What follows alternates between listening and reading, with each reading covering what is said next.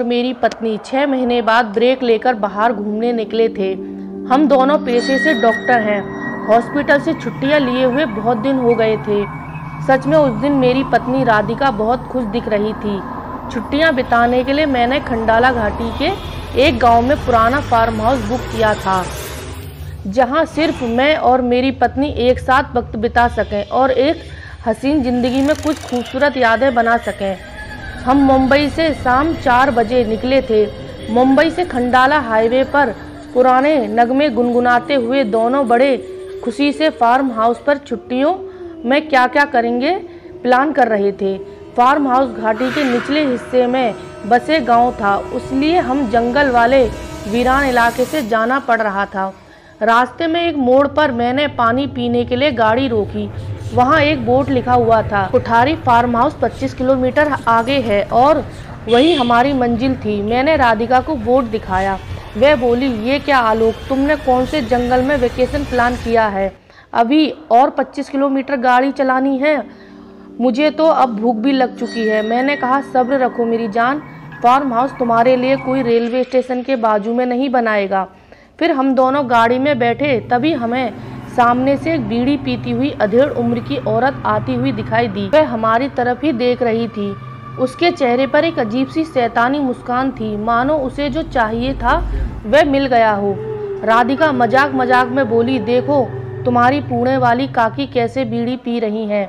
मैंने कहा, मेरी नहीं, वह तुम्हारी मुंबई वाली काकी हैं जो चुप चुप के घर के दरवाजे खिड़की बंद करके सिगरेट फूंकती हैं। इस बात पर हम दोनों एक साथ हंस पड़े। हमारी गाड़ी बहुत आगे आ चुकी थी। अचानक वह गाड़ी बीड़ी पीने वाली औरत फिर हमको दिखाई दी। राधिका बोली, देखो आलोक, वह बीड़ी वाली औरत इतनी जल्दी हमारे आगे कैसे पहुंच गई? उसे देखकर मुझे लगा ये कोई दूसरी औरत होगी और मैं गाड़ी चलाता रहा, लेकिन मेरी आंखें तब फटी की फटी रह गईं जब तीसरी बार हम दोनों ने उसी औरत को सामने से आते देखा। मैंने एडजस्ट ब्रेक लगाकर गाड़ी रोकी और हम दोनों गाड़ी से बाहर निकले और देखा कि हम उसी मोड़ पर थे जहां से शुरू किया था। लगा कि हम कहीं गए ही नहीं, गाड़ी उसी मोड़ पर ही खड़ी थी। फिर जब हम उस औरत की तरफ मुड़े तब वह वहां नहीं थी, लेकिन जमीन पर आधी जलती हुई बीड़ी देखकर राधिका भूत प्रेत के डर से कांपने लगी और मुझे भी अचानक ठंड महसूस होने लगी। फिर हम दोनों ने जल्दी से गाड़ी में बैठे और यू टर्न मार के गाड़ी के पीछे भागे। पर कहते हैं ना, मुसीबत जब आती है तो जल्दी पीछा नहीं छोड़ती। मैं तेजी से गाड़ी की तरफ भागा। राधिका को डर के मारे पसीना छूट रहा था। तभी अचानक हमारी गाड़ी धक्के खाकर बंद पड़ गई। मैं कार से बाहर निकला और बोनेट खोल के चेक करने लगा, लेकिन बहुत कोशिश करने पर भी गाड़ी स्टार्ट नहीं हो रही थी। मैंने मोबाइल से मदद बुलानी चाही, पर ना मेरे मोबाइल में सिग्नल था न राधिका के। मैं मदद की तलाश कर रहा था, तब तक सूरज ढल चुका था। फिर वहां पर लालटेन हाथ में लिए एक बूढ़ा आदमी आया। मैंने उनसे पूछा, बाबा आपके पास मोबाइल है क्या?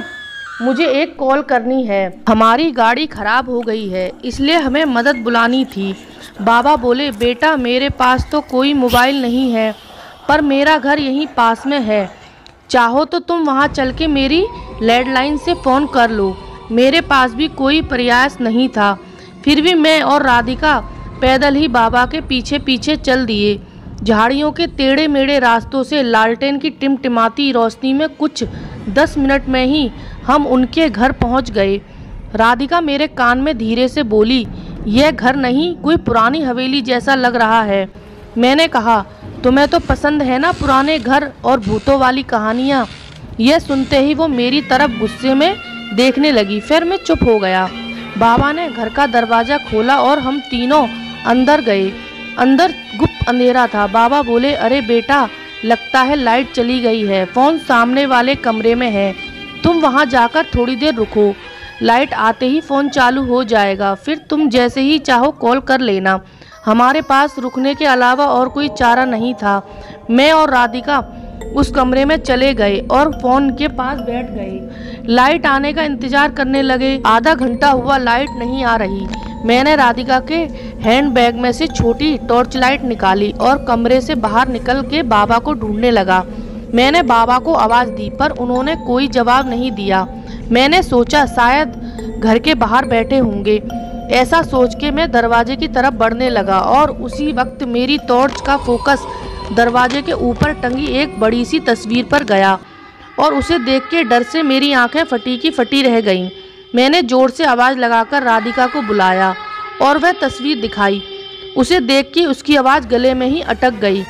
वो तस्वीर थी उस बूढ़े बाबा की जिसने हमें घर में बुलाया था। उस तस्वीर में चढ़ा हुआ फूल का हार सूख चुका था, बस धागा और कुछ सूखे फूल बाकी थे और उस पर तारीख 23 साल पुरानी थी, यानी कि उस बूढ़े आदमी की मर के 23 साल बीत चुके थे। हम दोनों तुरंत घर से बाहर निकलने के लिए दरवाजे की ओर भागे। जैसे ही हम दरवाजे के पास पहुंचने वाले थे, दरवाज़ा हमारे सामने एक झटके में बंद हो गया।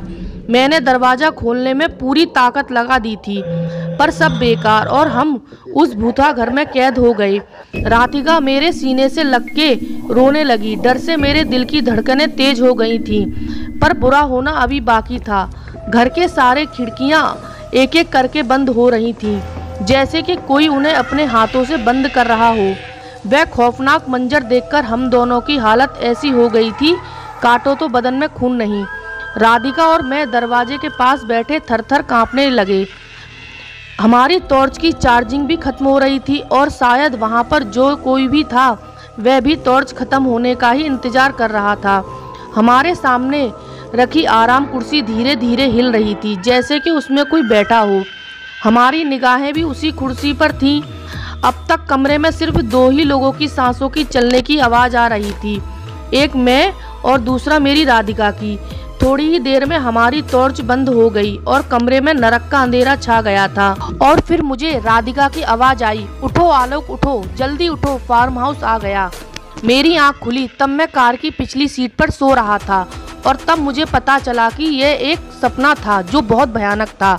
आशा करती हूँ आपको ये कहानी पसंद आई हो और ऐसी कहानी सुनने के लिए मेरे चैनल को सब्सक्राइब करके बेल आइकन को प्रेस करें। धन्यवाद।